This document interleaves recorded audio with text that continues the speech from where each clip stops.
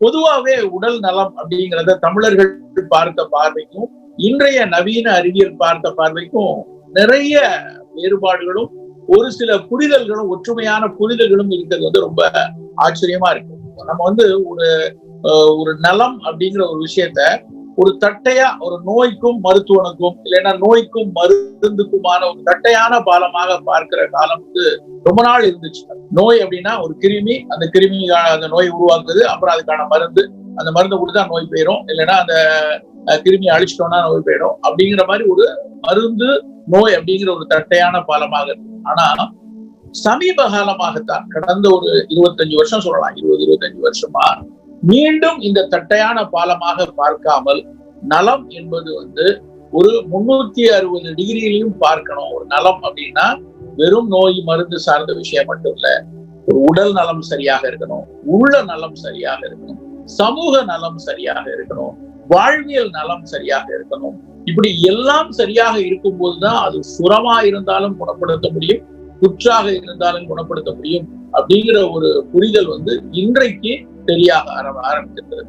1970 ஒருங்கிணைந்த ரஷ்யா இருக்கும்போது ஆலம் ஆட்டா அப்படின்னு சொல்லி ஒரு இடம் இருக்குது. இப்போ வந்து அது கஜகிஸ்தானோ வேற ஒரு இடத்துக்கு ரஷ்யால இல்லை, இப்போ மாறி வந்துருச்சு. அந்த ஒருங்கிணைந்த ரஷ்யா இருக்கும்போது அந்த ஆலம் ஆட்டால வந்து ஒரு WHO வந்து ஒரு பெரிய கூட்டம் வைத்திருந்தாங்க, health for all by 2000 AD அப்படின்னு சொல்லி. அதாவது இந்த பிரபஞ்சத்தில் 2000 வரும்போது அத்தனை பேரும் உடல் நலத்தோடு இருக்கணுங்கிற முதல் ரெசல்யூஷன் கொண்டு வந்தது 1970 ஆலமாட்டா வந்து ரெசல்யூஷன் தான் health for all by 2000 AD. நம்ம அதுல மிசரபிளி ஃபெயில் ஆயிட்டோங்கிறது வேற விஷயம். 2000 எல்லாரும் உடல் நலத்தோட இல்ல, பட் ஆனா அந்த ரெசல்யூஷனை வச்சு நடக்கும். அந்த ரெசல்யூஷன் நடந்தப்ப முதலாக இந்த தட்டையான புரிதல்ல இருந்து WHO பிரிஞ்சாங்க. அது வரைக்கும் நோய் மருந்துங்கிற மாதிரி இருந்துட்டு இருந்தவங்க முதல்ல இல்ல, ட்ரக் அப்படின்னா வந்து it should heal physical illness, it should heal mental illness, it should have a preventive activity and social and spiritual action இருக்கணும் அப்படின்னு முதல்ல ட்ரக்கை வந்து ஒரு முழுமையாக விசாலமாக ஒரு டிஃபைன் பண்ண ஒரு ரெசல்யூஷன் வந்து 1970 தான். ஆனா தமிழரினுடைய திருமந்திரத்துல இருந்து மறுப்பது உடல் நோய் மருந்தனலாகும், மறுப்பது உளநோய் மருந்தனச்சாலும், மறுப்பது இனி நோய் வாராதிருப்ப, மறுப்பது சாவை மருந்தனலாமே அப்படிங்கிறது ஒரு திருமந்திரம். இந்த கண்டென்ட்டையும் 1970 2000 கிட்டத்தட்ட கிபி 3-4ஆம் நூற்றாண்டு அப்படின்னு நம்ம திருமந்திரத்தை சொல்றோம். அந்த திருமந்திரம் எழுதிய 1700 வருஷத்துக்கு முன்னாடி உள்ள புரிதலும் இப்ப 1970 அதுக்கப்புறம் உள்ள புரிதலையும் கொஞ்சம் யோசிச்சு பாருங்க. இப்பதான் நவீன அறிவியல் வந்து அந்த பார்வைக்கு வந்திருக்கு. ஒரு மருந்து அப்படின்னா அது பிசிக்கல் இல்னஸ் மட்டும் இல்ல, மென்டல் இல்னஸ் மட்டும் இல்ல, பிரிவென்டிவ் கேரும் இருக்கணும்னு சொன்னது 1970. மறுப்பது உடல் நோய் மருந்தனலாகும், மறுப்பது உளநோய் மருந்தனச்சாலும், மறுப்பது இனி நோய் வாராதிருப்பன்னு சொன்ன நம்ம திருமந்திரத்துல சொன்னது 2000 வருஷத்துக்கு முன்னாடி. அப்போ நம் தமிழ் சமூகத்துக்கு எவ்வளவு ஒரு மிக மிக ஒரு ஆழமான விசாலமான ஒரு புரிதல் இருந்திருக்கிறது. இன்றைக்கு நவீனம் கண்டறிந்து சொல்லுகிற ஒரு விஷயத்த அன்றைய அறிவியல்ல, ஒரு அனுபவ அறிவியல்ல, ஒரு தத்துவ அறிவியல்ல அன்றைக்கு எவ்வளவு அழகாக அதே கருத்தை, உளநோய் மென்டல் ஹெல்னஸ், மென்டல் ஹெல்த் நல்லா புரிந்து கொள்ளணும். மென்டல் ஹெல்த் வேற, மென்டல் டிசீசஸ் வேற.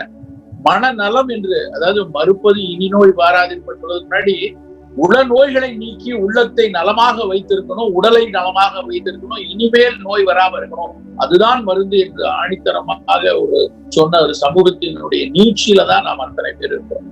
அவ்வளவு அழகான ஒரு புரிதல் இருந்த சமூகம். சித்த மருத்துவங்கிற தமிழ் மருத்துவத்தினுடைய மிக அடிப்படையான புரிதல் என்ன அப்படின்னு பாத்தீங்கன்னா, இந்த பிரபஞ்சத்தினுடைய அத்தனை கூறுகளும் என் உடலில் இருக்கின்றன. என் உடலின் சின்ன சின்ன அசைவுகளும் பிரபஞ்சத்தில் பல்வேறு மாற்றங்களை உருவாக்கும். பிரபஞ்சத்தில் நடக்கக்கூடிய மிக துளி அசைவுகள், சில நேரங்களில் நம்மால் அதை கணிக்க முடியாத குட்டி அசைவுகளும் என்னுடைய உடலில் மாற்றங்களை உருவாக்குகிறதுதான் சித்த மருத்துவத்தினுடைய ஒரு பாட்டம் லைன் அப்படின்னு சொல்லலாம், ஒரு அடிநாதம் அப்படின்னு. அண்டத்தில் உள்ளதே பிண்டம், பிண்டத்தில் உள்ளதே அண்டம், அண்டமும் பிண்டமும் ஒன்றே அறிந்துதான் பார்க்கும் போதே அப்படிங்கிறது. அதாவது what is present in the macrocosm is present in your microcosm. இந்த அண்டத்தில் உள்ளே பிண்டம், பிண்டத்தில் உள்ளதே அண்டம்ன்றப்ப 17-18 வயதுல என்னால் அதை புரிந்து கொள்ள முடியும். ஆனா இன்றைக்கு ஒரு 50 வயதை வரும் பொழுது இதுல எவ்வளவு அறிவியல் அன்றைக்கு நம்முடைய தமிழ் சமூகம் அதை மிக நுணுக்கமாக கவனித்து மிக அழகாக அதை வைத்து அதனுடைய அடிப்படையில ஒரு ஒட்டுமொத்த ஒரு மருத்துவத்துறையை எவ்வளவு அழகா செதுக்கியிருக்கிறாங்க அப்படின்னு பார்க்கும்போது உண்மையிலே வியக்க வைக்கிறது.